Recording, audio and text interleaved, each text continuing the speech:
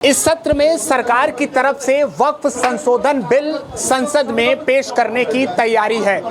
ऐसे में आज ईद का मौका है और उत्तर प्रदेश से लेकर बिहार तक वक्फ संशोधन बिल को लेकर मुस्लिम समाज की तरफ से विरोध किया गया है।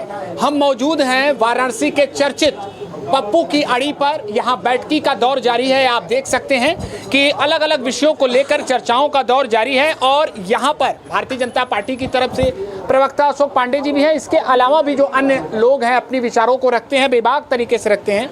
वक्फ संशोधन बिल ला रहे हैं, पेश कर रहे हैं इस बार।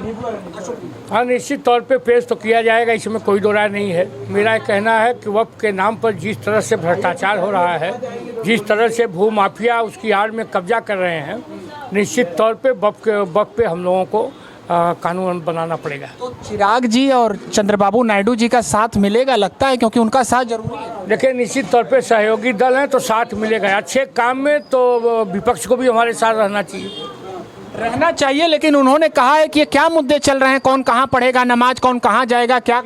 देखिए, पहली बात है कि निकाल कौन रहा है। औरंगजेब को कब्र से निकाल के अबू आदमी लाए कि अम्मा बाहर निकलो। फिर उसके बाद गाजी मियाँ को कब्र से बाहर भर कर लेके आए।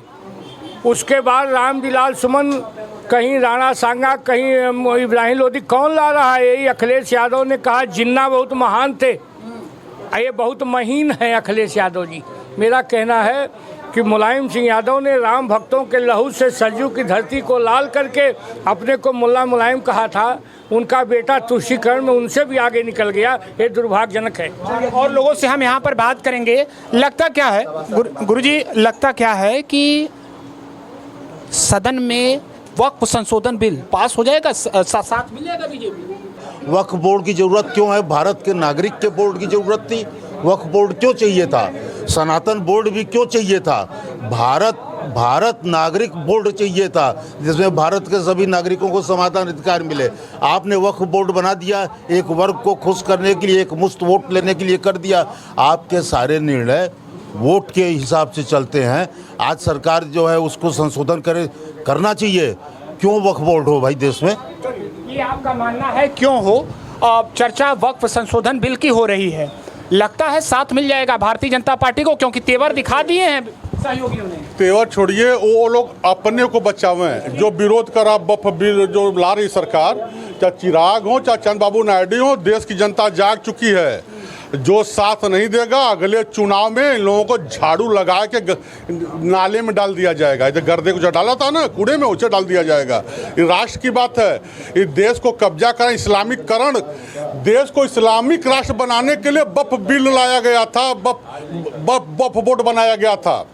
ये शुद्ध रूप में नेहरू के द्वारा कूट रचित वो लोगों का चरित्र था। ठीक है, कानून बनाने के लिए बहुमत की जरूरत होगी और जरूरत के लिए इन लोगों का साथ चाहिए। अभी आप बाद में उनको कहेंगे कि अब आपने किया है। अभी आज मैं सुना हूँ चिराग पासवान को कहें कि जो बिल हमारा आया, जो पैनल पर आया, मैं उसके साथ हूँ। वो कभी विरोध किए हैं? अब आज मैं सुना हूँ, आज अभी 2 घंटा पहले सुना हूँ चिराग पासवान को। देखिएगा टीका को लगा के पूजा कर कहीं से आ रहे थे आए हैं, लेकिन चिराग पासवान जी ने समर्थन भी नहीं किया है ना विरोध किया। नहीं, क्या बात कर रहे हैं अब बताइए। या तो हम बहरे हैं या तो क्या कहा उन्होंने? स्पष्ट कहा है रिपब्लिक भारत पर कि जो वक्फ बोर्ड के लिए जो उसको संशोधन के लिए जो बिल आ रहा है, जो पैनल बना था, उसके मैं समर्थन में हूँ।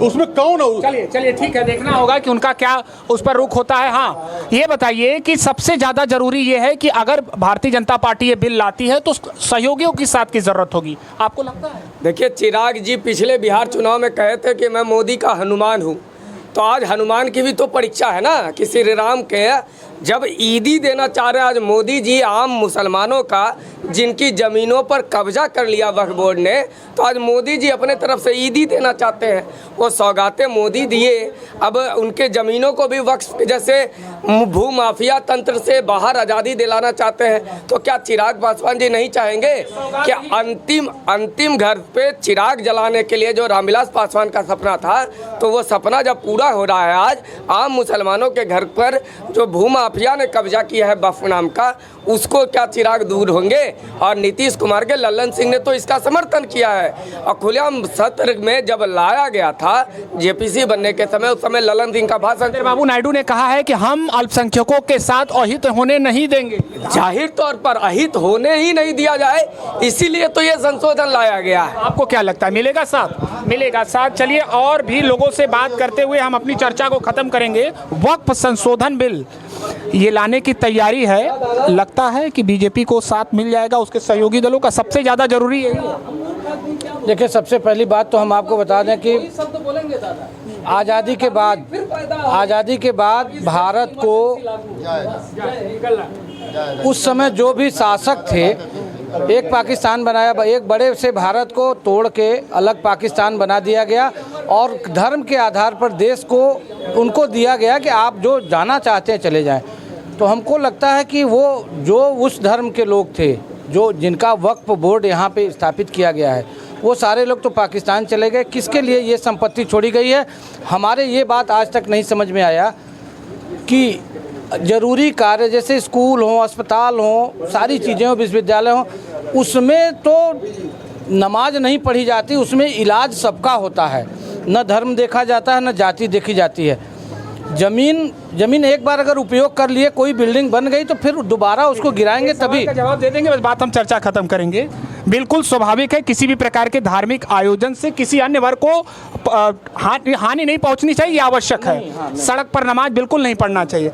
आप मानते हैं कि इसी सड़क पर कान फोड़ू आवाज में तेज डीजे बजना चाहिए, जो जितने लोग यहाँ पर अगर हार्ट के मरीज उनको तकलीफ हो, ये सही है? ये सही है? मैं आपको बता दे रहा हूँ, हमारी सरकार, सुन करिए, एक बच्ची बात नहीं मैं बता रहा हूँ, आप भी महसूस करते होंगे, हमसे ज़्यादा आप लोग चलते हैं, हमसे ज़्यादा लोगों से मिलते हैं, लेकिन मैं आपको पूरे विश्वास के साथ बता सकता हूँ कि भारतीय जनता पार्टी की सरकार जिस दिन बाबा योगी आदित्यनाथ की हमारे उत्तर प्रदेश में जिस दिन से आई है, किसी भी धर्म, किसी भी जाति, किसी भी संप्रदाय के साथ कोई जोर जुल्म नहीं हो रहा है। कह वही रहे हैं, वही कह रहे हैं, नारा वही दे रहे हैं। जो खिलाफ हैं, जिनको जनता स्वीकार नहीं करती, जिनको वोट नहीं मिलता, जिनकी सरकारें नहीं आती, जिनके कुर्ता पैजामा खूंटी पे टंग गए हैं और दोबारा आप जान लीजिए आप भी रहेंगे, अब वो दिन कभी वापस नहीं आएगा। राम राज्य वापस आ गया है और इस पे आप सभी चलिए। अब साथ मिलेगा बीजेपी, सबको साथ, सबका साथ सबका विकास। ठीक है, तो देखना ये होगा कि मौजूदा सत्र में क्या इस बिल को पास किया जाता है, उसके बाद समर्थन मिलता है कि नहीं, ये देखना होगा।